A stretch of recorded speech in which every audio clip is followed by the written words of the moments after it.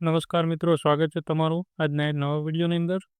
તો મિત્રો, આજે પોલીસ ભરતી માટેની એક નવી અપડેટ આવી રહી છે, જેની અંદર હાઈકોર્ટ દ્વારા પોલીસ વિભાગમાં ખાલી જગ્યાઓ મુદ્દે હાઈકોર્ટમાં સુનાવણી કરવામાં આવી છે. તો જે મિત્રો આપણે વિડીયોની અંદર આગળ જોઈશું, તો તમને વિનંતી છે કે વિડીયોને પૂરો જોશો, તેમજ ચેનલને સબસ્ક્રાઈબ અને વિડીયોને લાઇક અને શેર કરવાનું ભૂલતા નહીં. અને આ મિત્રો, આવી જ પોલીસ ભરતી માટેની નવી અપડેટ માટે ચેનલને સબસ્ક્રાઈબ જરૂરથી કરજો. તો મિત્રો, તમને થંબનેલની અંદર જોઈ રહ્યા છો કે વાર્ષિક ભરતી કેલેન્ડર મુદ્દે પણ હાઈકોર્ટની અંદર ચર્ચા કરવામાં આવી છે, તેમજ જે કરતા સમયની અંદર આવશે. તેમજ બીજી એક મોટી કરતા છે કે પીએસઆઈ ભરતીનું ફાઇનલ સિલેક્શન પણ જલ્દી જ જાહેર કરવામાં આવશે. તો મિત્રો, ચાલો આપણે વિડીયોની અંદર જોઈ કે હાઈકોર્ટ દ્વારા શું સુનાવણી કરવામાં આવી છે. તો ચાલો મિત્રો શરૂ કરીએ. તો મિત્રો, પોલીસ વિભાગમાં ખાલી જગ્યાઓ મુદ્દે હાઈકોર્ટમાં સુનાવણી કરવામાં આવી છે.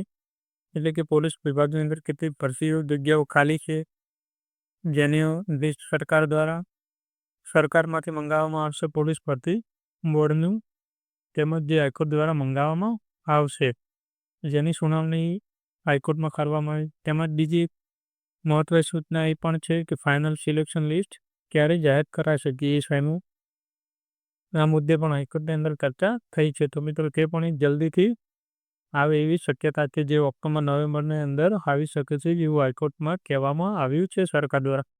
તેમજ હાઈકોર્ટ વધુ એક વખત ભરતી કેલેન્ડરને લઈ સરકારને ટકોર કરી છે.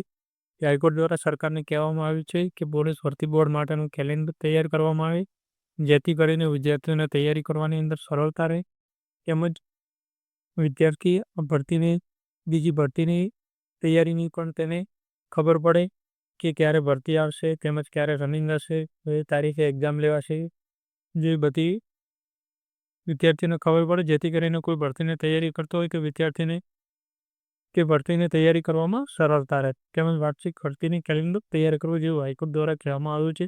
ત્યારબાદ વાર્ષિક ભરતી કેલેન્ડરથી ભરતીમાં ઉમેદવારોની સંખ્યા ઘટશે, કે જેથી કરીને વિદ્યાર્થીઓને ખબર પડશે કે આપણે કઈ તૈયારી કરવી કે કઈ ના કરવી, કઈ ભરતી આવે છે કે કઈ ભરતી નથી આવતી. જેથી કેલેન્ડર આવે તો ખબર પડે, અને જે મિત્રો સિલેક્ટ થાય છે તે મિત્રો નવી ભરતીની અંદર ફોર્મ ના ભરે, જેથી કરીને કોમન ઉમેદવારો પણ નીકળે. તેમજ વધુ સુનાવણી 10 ઓક્ટોબરના રોજ થશે. ત્યારબાદ મિત્રો, પોલીસ ભરતી અંગે કોર્ટમાં થયેલી સુનાવણીની વિગતો. 1 વર્ષમાં પ્રમોશનલ પોસ્ટર પર ભરતીઓ કરવામાં આવશે. આવી કોર્ટે કહ્યું, ભરતી કેલેન્ડર હોય અને એ મુજબ ભરતી કરવામાં આવે તો આટલી મોટી સંખ્યાનો ઉમેદવારો રાપડો પણ ના પાડે. એટલે કે મિત્રો, કોમન ઉમેદવારો નીકળી જાય, જેથી કરીને જે એક ભરતીને સિલેક્ટ થયા પણ તેનું ફાઇનલ મેરિટ લિસ્ટ હજી ના આવ્યું, ડીવી ના થયું હોય, અને તેઓ બીજી ભરતીની અંદર પણ ફોર્મ ભરે અને તેમાં પણ સિલેક્ટ થાય અને તેમાં પણ ડીવી કરે, જેથી બે ભરતીઓ સંગાત ચાલતી હોય, કોઈ એમ ઉમેદવાર બંનેમાં પાસ હોય તો તેનું બંનેની અંદર નામ આવે, જેથી કરીને આવા ઉમેદવારોની સંખ્યા ઘટાડી શકાય અને નવા ઉમેદવારોને ચાન્સ મળે, જેથી કરીને ભરતી કેલેન્ડર આવે તો કોમન ઉમેદવારોની સમસ્યા નીકળી જાય. તો મિત્રો, આપણે હવે ચર્ચા કરીશું કે પોલીસ કોન્સ્ટેબલ માટેનું ફાઇનલ આન્સર બી ક્યારે આવી શકે. તો પોલીસ કોન્સ્ટેબલની ફાઇનલ આન્સર બી લગભગ આવતા મહિને એટલે કે ઓગસ્ટની અંદર આવી જ જશે એવી ચર્ચા થઈ રહી છે.